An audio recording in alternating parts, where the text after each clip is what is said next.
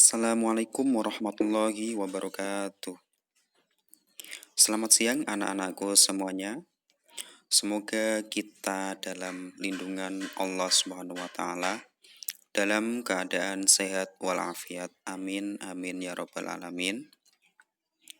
Dan semoga kita terhindar dari virus corona ini dan semoga cepat berlalu ya, agar pembelajaran bisa dilakukan di sekolah.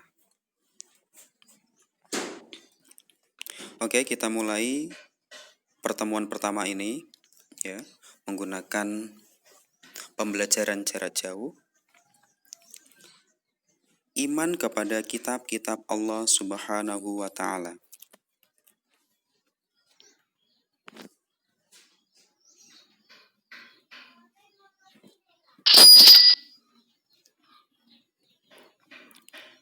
Pengertian beriman kepada kitab-kitab Allah Subhanahu wa taala.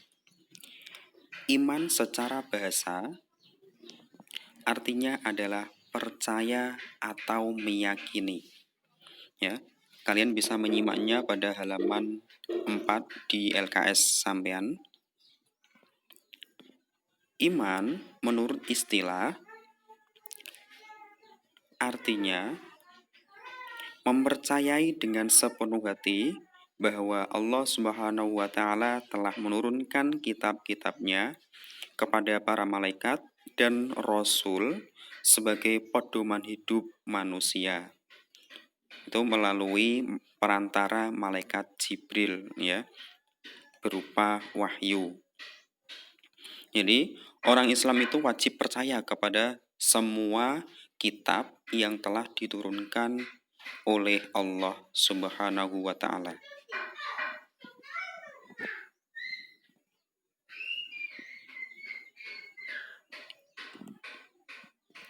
Nah, hal ini dijelaskan dalam firman Allah Subhanahu wa taala dalam Quran surat An-Nisa ayat 136 yang artinya, wahai orang-orang yang beriman, tetaplah beriman kepada Allah dan Rasul-Nya, yaitu Nabi kita Muhammad SAW, dan kepada kitabnya, yaitu kitab suci Al-Quran, yang diturunkan kepada Rasul-Nya, serta kitab yang diturunkan sebelumnya. Ya, nanti kita bahas kitab sebelumnya, sebelum Al-Quran itu apa saja. Barang siapa yang ingkar kepada Allah, kemudian malaikat-malaikatnya Allah, kitab-kitab Allah, rasul-rasul Allah, dan hari kemudian yaitu hari kiamat ya, yaumul kiamah, maka sesungguhnya orang itu telah sesat sejauh-jauhnya. Jadi kita sebagai umat Islam ya, harus mempercayai adanya Nabi, Rasul, kitab ya, serta hari kiamat.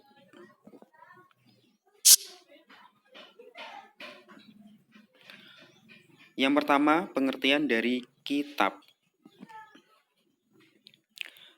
Kitab merupakan kumpulan wahyu Allah Subhanahu wa taala yang disampaikan kepada manusia sebagai petunjuk dan sebagai pedoman hidup. Ya. Jadi kitab suci yang diturunkan oleh Allah kepada Rasul itu ada 4. Yang pertama adalah kitab Taurat. Nah, kitab Taurat ini diturunkan kepada Nabi Musa alaihissalam. Itu pada abad ke-12 sebelum Masehi, berada di Israel dan di Mesir. Yang kedua adalah kitab Zabur. Kitab Zabur itu diturunkan kepada Nabi Daud alaihissalam pada abad ke-10 sebelum Masehi di daerah Mesir. Kemudian yang ketiga adalah kitab Injil. Kitab Injil ini diturunkan kepada Nabi Isa alaihissalam pada permulaan abad pertama Masehi. Dan yang terakhir adalah kitab suci Al-Qur'an. Diturunkan kepada Nabi kita, ya, Habibin al-Mustafa, yaitu Nabi Muhammad SAW pada abad ke-6 Masehi di Makkah dan di Madinah, ya.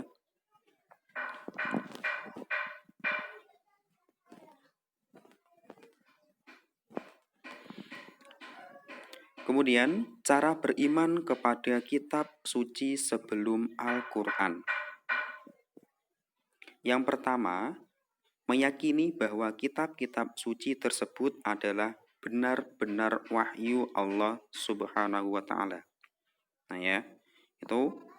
Yang kedua adalah tidak wajib mengamalkan petunjuk-petunjuk yang ada di dalamnya. Itu kalau kitab sebelum Al-Qur'an, ya. Ada 3 tadi. Yang pertama adalah kitab Taurat, yang kedua adalah kitab Zabur, dan yang ketiga adalah kitab Injil. Nah, dari ketiga kitab itu tidak wajib mengamalkan petunjuk-petunjuk yang ada di dalamnya. Selanjutnya, cara beriman kepada kitab suci Al-Qur'an. Yang pertama yaitu meyakini bahwa kitab suci tersebut adalah benar-benar wahyu Allah Subhanahu wa taala. Ya. Sama intinya. Poin yang pertama ini, ya. Kemudian yang kedua, meyakini kebenaran petunjuknya. Jadi, petunjuk-petunjuk yang ada dalam Al-Qur'an ini, ya, itu pasti kebenarannya, ya. Jadi tidak ada kebohongan di dalam Al-Qur'an. Yang ketiga adalah mempelajari, memahami, dan menghayati dari isi Al-Qur'an. Makanya banyak sekali orang yang berminat untuk menghafalkan Al-Qur'an, ya. Kemudian yang terakhir adalah mengamalkan petunjuk-petunjuk tersebut dalam kehidupan sehari-hari. Karena apa? Banyak sekali amal-amalan dalam kehidupan sehari-hari itu di dalam Al-Qur'an.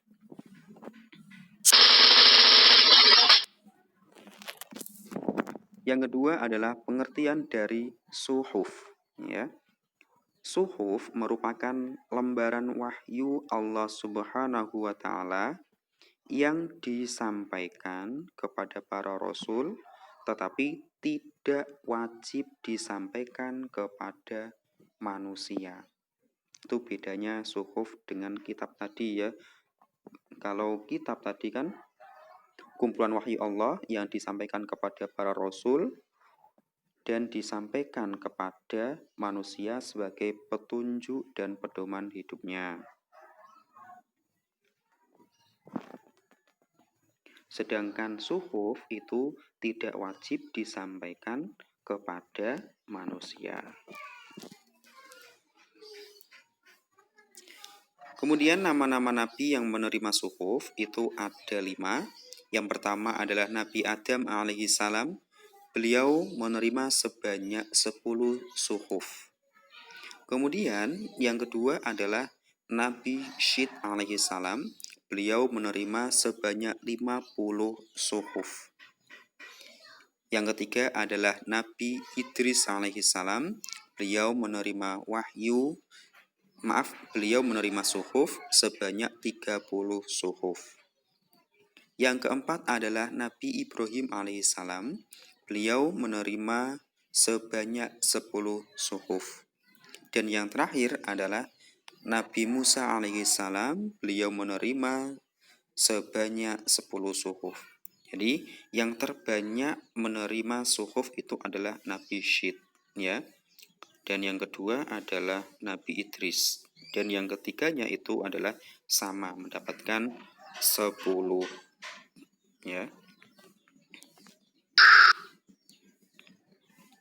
Persamaan dan perbedaan dari kitab dan suhuf. Kita bahas yang pertama yaitu adalah persamaannya. Persamaannya yang pertama adalah sama-sama wahyu Allah Subhanahu wa taala. Jadi sama, ya. Diturunkan melalui pelantaraan malaikat Jibril. Jadi semua wahyu ya itu diturunkan melalui perantara malaikat Jibril. Yang ketiga, diturunkan kepada nabi dan rasul. Yang menerima itu hanya nabi dan rasul. Jadi manusia biasa tidak menerima. Para ulama, para kiai tidak menerima. Dan yang menerima itu hanya diturunkan kepada nabi dan rasul. Para ulama, para kiai itu hanya meneruskan perjuangan dari pada nabi dan rasul. Kemudian yang D adalah mengajarkan agama tauhid. Tauhid itu satu, ya. Jadi mengajarkan agamanya Allah.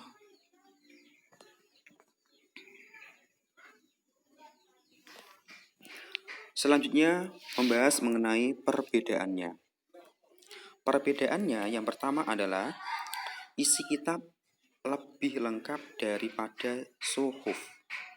Maaf penulisannya itu salah ya, sujuf nulisnya, tapi yang benar adalah suhuf untuk poin pertama. Jadi isinya itu lebih lengkap daripada suhuf. Kemudian yang B, kitab wajib disampaikan kepada manusia untuk tidak diikuti, sedangkan suhuf itu tidak. Kemudian yang poin C yaitu kitab dibukukan, sedangkan suhuf tidak dibukukan. Seperti halnya kitab Taurat, Injil, ya, Zabur, Al-Quran, ya, itu kan dibukukan. Sedangkan suhuf itu berupa lembaran-lembaran, ya.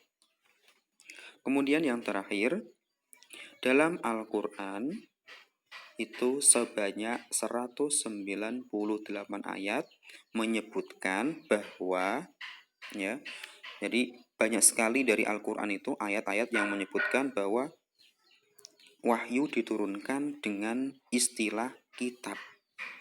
Jadi istilah kitab dari Al-Quran itu yang menjelaskan hal tersebut itu 198 ayat, banyak sekali. Sedangkan dengan istilah suhuf itu sebanyak 6 ayat. Jadi perbandingannya sangat-sangat beda sekali, jauh sekali perbandingannya. Kemudian, maksud dan tujuan diturunkan kitab-kitab serta isinya. Maksud dan tujuan diturunkan kitab-kitab suci agar semata-mata manusia beribadah hanya kepada Allah Subhanahu wa taala tanpa menyekutukan dengan suatu apapun, ya. Maksudnya menyekutukan dengan sesuatu apapun seperti halnya orang yang sesajen itu yang digunakan untuk agar orang-orang mendapatkan harta yang banyak, ya. Pengen kaya tapi dengan cara pintas. Jadi itu termasuk mensekutukan Allah. Dan agar dijadikan sebagai pedoman hidup, the way of life bagi manusia, ya, pedoman hidup kita. Yang kedua berisi tentang kebenaran. Kemudian peraturan, perintah, dan larangan dari Allah Subhanahu wa taala serta kisah-kisah teladan. Ya, sekian pembelajaran PJJ ini. Kurang lebihnya dari penjelasan saya, mohon maaf yang sebesar-besarnya. Akhirul kalam, wassalamualaikum warahmatullahi wabarakatuh.